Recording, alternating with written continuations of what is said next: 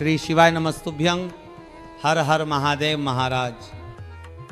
दोस्तों, आज हम बात करने जा रहे हैं उस व्रत की, उस पर्व की जो हमारे पूरे भारतवर्ष में माताओं की आत्मा से जुड़ा हुआ है, कार्तिक छठ पूजा 2025 की। महाराज, यह वही पावन पर्व है जिसमें माँ सूर्य की बहन छठी मैया स्वयं पृथ्वी पर अवतरित होती हैं अपने बच्चों की रक्षा करने के लिए, अपने भक्तों के दुख हरने के लिए और उनके घरों में सुख, शांति, संतान, सुख और समृद्धि बरसाने के लिए।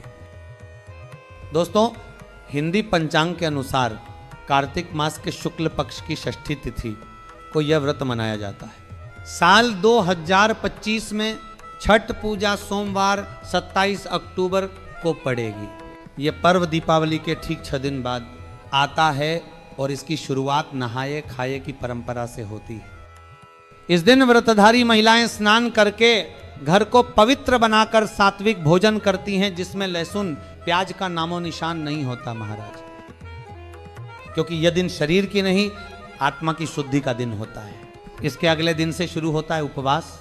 छठ का यह व्रत 36 घंटे तक निर्जला उपवास के साथ किया जाता है, बिना जल, बिना अन्न, बिना फल के, केवल भक्ति और श्रद्धा के सहारे।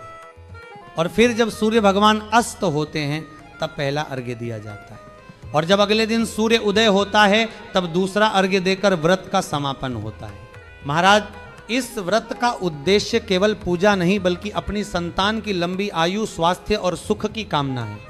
अगर किसी माता की संतान बार बार बीमार पड़ जाती है, सर्दी, खांसी, जुकाम से त्रस्त रहती है, अस्पतालों के चक्कर लगते हैं, तो उसे यह व्रत अवश्य करना चाहिए, क्योंकि छठी मैया स्वयं संतान की रक्षक हैं। वही तो संसार की माँ है, जो अपनी संतान के हर दुख को अपने आंचल में समेट लेती है। महाराज, छठी माँ का हृदय इतना कोमल, इतना विशाल है कि एक बार जो सच्चे मन से उन्हें पुकारता है, समझिए महाराज, उसने 7 तीर्थों का पुण्य पा लिया, 7 बार पृथ्वी की परिक्रमा कर ली और गंगा स्नान का फल एक साथ पा लिया। अब सुनिए महाराज, छठ पूजा के कुछ नियम और परंपराएं जिन्हें अगर आप नहीं जानते तो आज अवश्य जान लें, क्योंकि व्रत उतना ही सफल होता है जितना वह नियमों में पवित्र हो। पहला नियम, छठ पूजा में तांबे के लोटे से ही सूर्य को अर्घ्य दें। भूलकर भी चांदी, स्टील, शीशा या प्लास्टिक के बर्तन का प्रयोग न करें महाराज। ऐसा करने से व्रत टूट जाता है और छठी मैया अप्रसन्न होती हैं। दूसरा नियम, व्रत के दौरान घर में कभी भी मांसाहार, लहसुन, प्याज का सेवन न करें, ना स्वयं करें ना किसी को करने दें, क्योंकि छठी मैया शुद्धता की देवी है महाराज।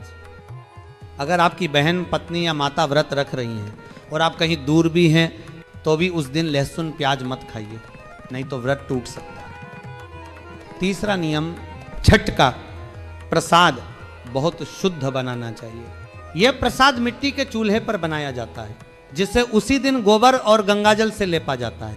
अगर आप गैस पर बना रहे हैं तो गैस को पहले अच्छी तरह धो लें महाराज। पुराने या गंदे चूल्हे पर कभी प्रसाद न बनाएं। चौथा नियम, सूर्य को अर्घ्य देने से पहले कभी भी भोजन ग्रहण न करें। व्रतधारी और उनके परिवार को सूर्यदेव को अर्घ्य देने के बाद ही जल या अन्न ग्रहण करना चाहिए। पांचवा नियम, अगर आपने कोई मन्नत मांगी थी और वह पूरी हो गई है तो छठी मैया का धन्यवाद अवश्य करें, एक विशेष पूजा करें, वरना मैया रुष्ट हो सकती है महाराज।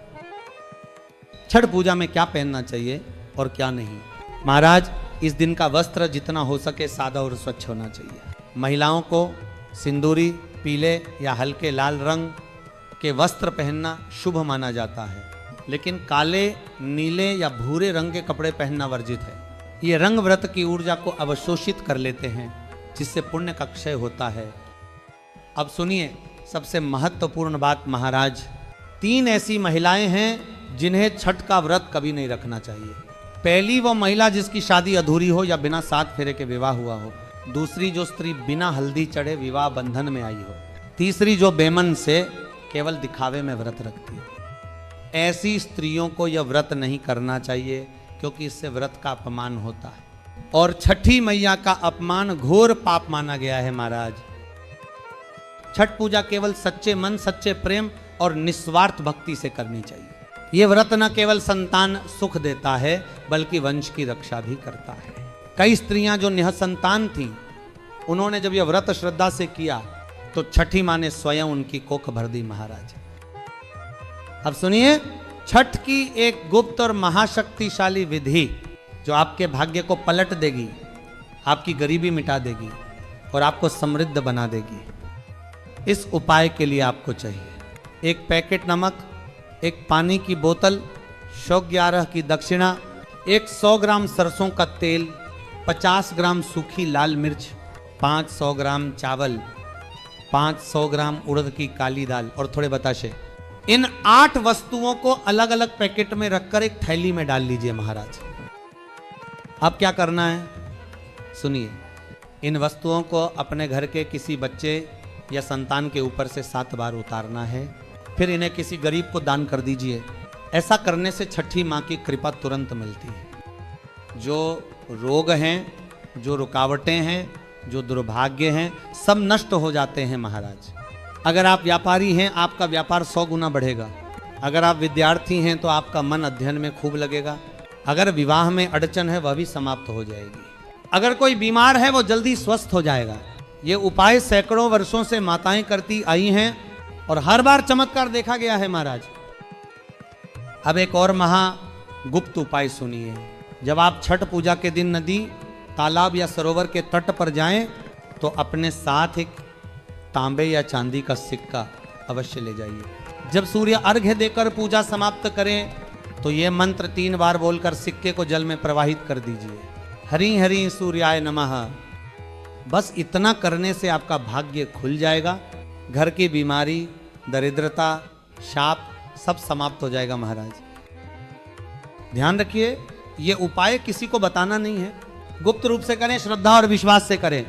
छठी मैया बहुत दयालु हैं। जो सच्चे मन से उन्हें पुकारता है उसका भाग्य स्वयं छठी मां लिख देती हैं।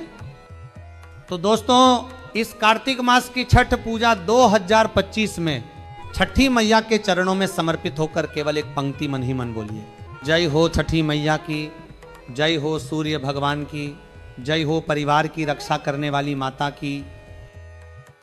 छठी मैया स्वयं आपके घर में आएंगी, आपकी संतान की रक्षा करेंगी, आपके भाग्य को जागृत करेंगी और आपके जीवन में वो प्रकाश भर देंगी जो दीपावली के दीपों से भी अधिक उज्जवल होगा महाराज। हर हर महादेव। जय हो छठी मैया की।